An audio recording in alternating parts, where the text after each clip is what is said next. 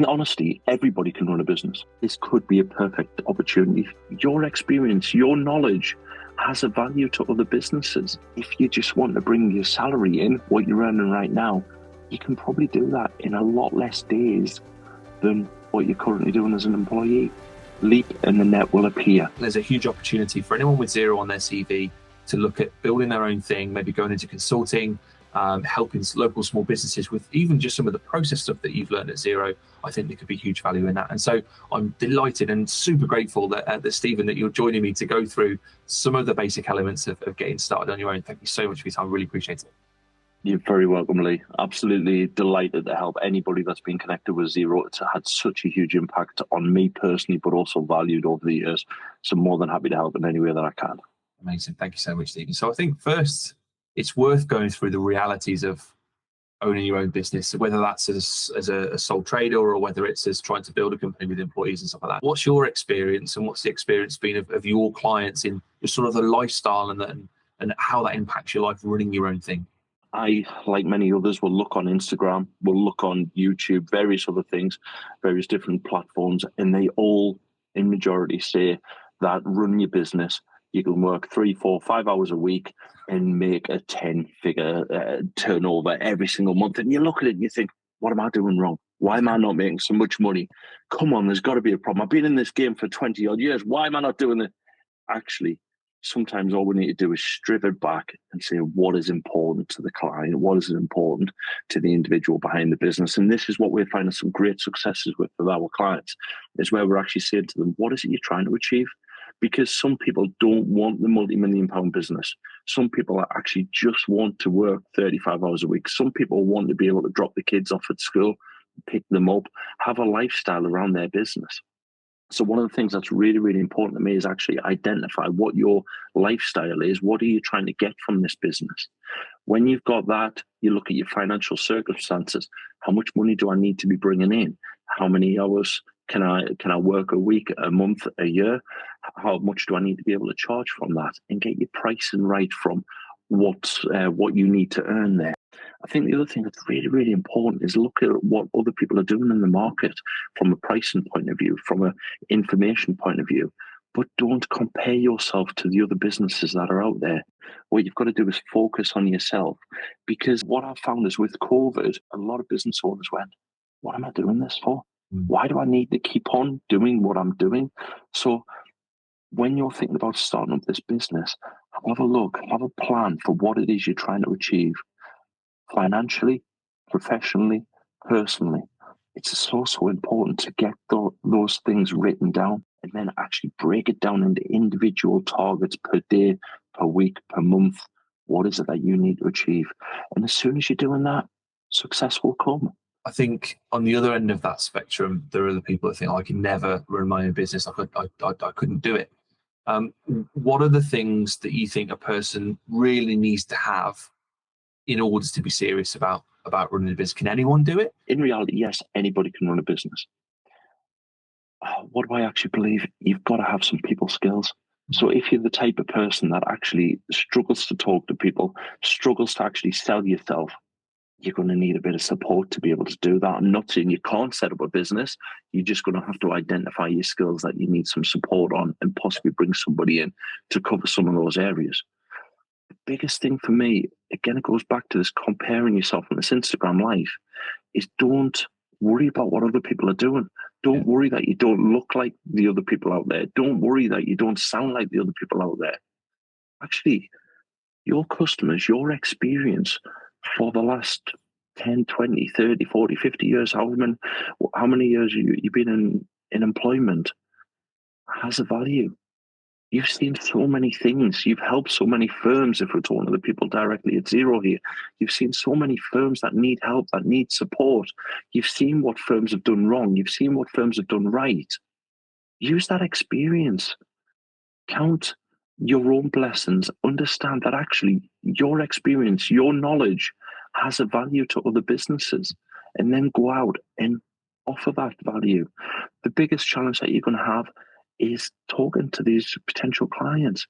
So make sure, you just mentioned there was an episode about getting your LinkedIn right. Make sure that your LinkedIn's right, making sure that actually you're selling your true value, you're selling your true worth. But in reality, anybody can set up a business, anybody at all.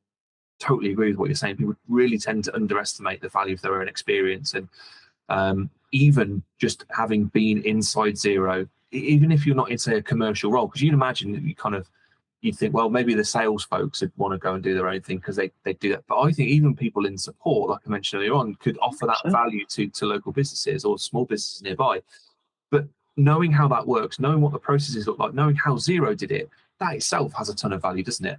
And I think 100%. the other thing that you mentioned there, Stephen, about knowing where your gaps are and getting people in to support with that in itself becomes an opportunity. Because again, if I'm a sort of introverted person, I'm really good at processes, but I'm not great at going out and networking or whatever it might be, or maybe go and find the people that are doing that because they've probably got a gap on process. And so then it becomes kind of valuable as a service, doesn't it?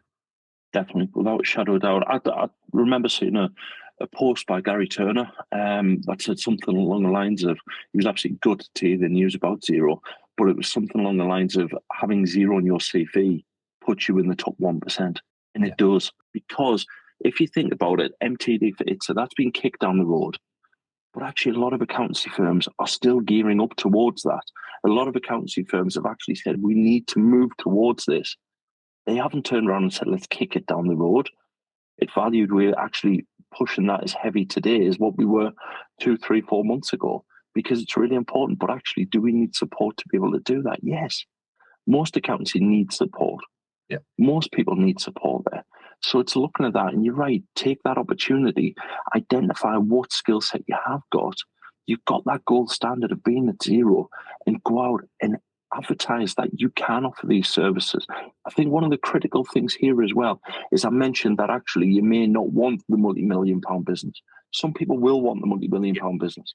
They will want to employ lots of people. That's fine. If that's your drive, that's your ambition, then go for it. Go for that as well. Don't dampen your own opportunities just because you've been an employee and now you're going self-employed. So make sure that actually you go as far as you want to go with this. And you may have a 2, 3, 4 year plan. It valued, I've got an 8-year plan. That takes me up to 55. I'm happy. I'm over the moon that I've got that plan. I share that with my team. It really works. So actually involve your stakeholders, involve the other people.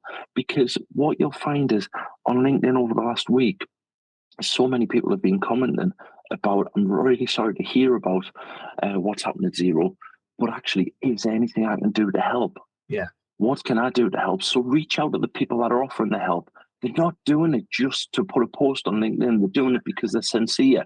Yeah. So reach out to them. What connections do they have that can help you to earn some more money as well? But another thing that I think is really important as well is you may be earning X at Xero or wherever you are right now in the tech industry.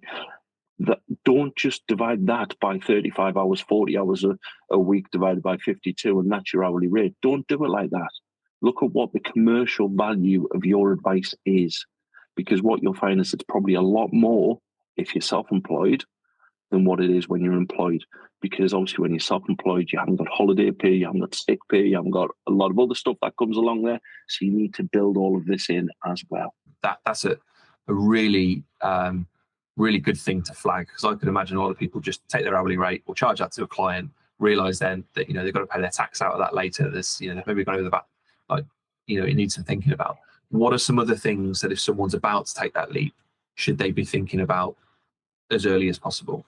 Yeah, definitely. So the first thing that I would say is company structure. Are you a sole trader? Are you a partnership? Are you a limited company? An accountant can give you that advice. They can look at your specific circumstances and tell you what will be best for you. The other thing that you may need to consider is, are you VAT registered? So if you turn over your income, not your profit, your income, if it's more than 85,000, you have to be VAT registered.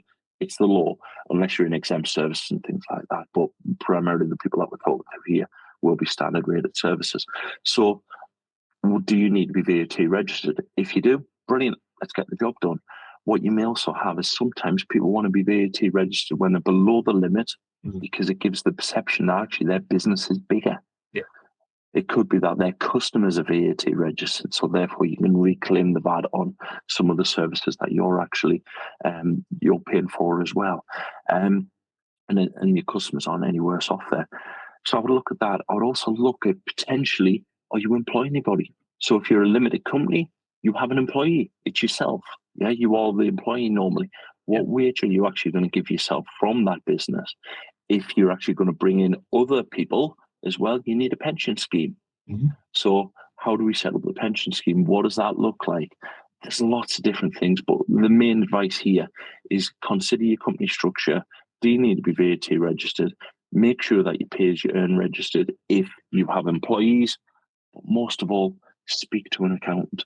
Actually get the professional advice for yourself.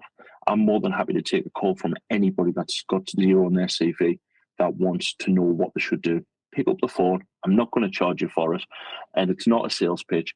I will give you the advice genuinely because, as I say, I owe a lot to Xero and I want to help and support as many people through this transition that I can. Amazing. That's really decent of you, Stephen. Thank you so much. So when we're looking at company structure, because that's going to be one of the first, because you know, even if you've got a bit of a gig with someone, well, you need a bank account to put that money in, really, ideally. And to do that, you're going to need to know if you're going to be a sole trader or a limited. So it's probably one of the, correct me if I'm wrong, it's probably going to be one of the first decisions that you make. And I know that you can't advise people on what they should do because it's always going to depend. But what are some of the factors that they should at least look into or try and understand for themselves that are then going to drive that decision about whether a company or a partnership or a sole trader is best for them? Yep. So 9 times out of 10 is going to be a sole trader or a limited company. 9 times out of 10 is going to be one of those two things. The factor normally will be income, it'll be profit, right? If your income, you're a higher rate taxpayer, you're going to have more than £50,000 a year coming in. 9 times out of 10, generalization, you need to be a limited company. It's going to save you some tax. What we're also doing is we're recording this on the morning of the 15th of March. There is a budget in a couple of hours. So this advice may change. But as of now, this is the advice that I will give. What you've also got to bear in mind as well is if you're a sole trader, you're going to have things like payments on account. So if your personal tax bill is more than £1,000 a year, you have to make a payment towards the following year. Sometimes it's a bit better being a limited company and it saves some tax there as well. There is some general cut-off rules around £30,000 of the profit. You probably should be a limited company. Again, it just depends on what you're actually doing and what your income looks like. The other thing as well, which is really important, is it limits the potential liability if this thing does not work. So let's say you set the business up. It is a bit more expensive to set up a limited company, but you set the company up. It hasn't worked for whatever reason. In theory, as long as you've done everything you should have done, you do have a bit of protection against any potential creditors there. I suspect the vast majority of people that we're going to be talking to here wouldn't have a lot of creditors, so it's not really going to make a huge difference. But it is making sure that you actually do protect yourself as much as possible. But income and profit's normally the main driver for the people that we'll be talking to here. Okay, perfect. Great advice, Stephen. And it just gives someone, as they're planning what this is going to look like, and you know, hopefully income is then going to be tied to what is the vision for this business, where's it going to go. That can at least get people asking the right questions, I suppose, if it be you or anyone that they want to speak to. So that's brilliant. Stephen, thank you so much. I really, really appreciate your time, and I'm sure there's loads of value in there for people. So thank you so much. Thank you very much, Lee. Thank you, and good luck to everybody that is going through this period of change. My heart goes out to you, and like I say, if we can do anything as a community, shout, because there's a lot of people that care deeply about the people at Xero right now.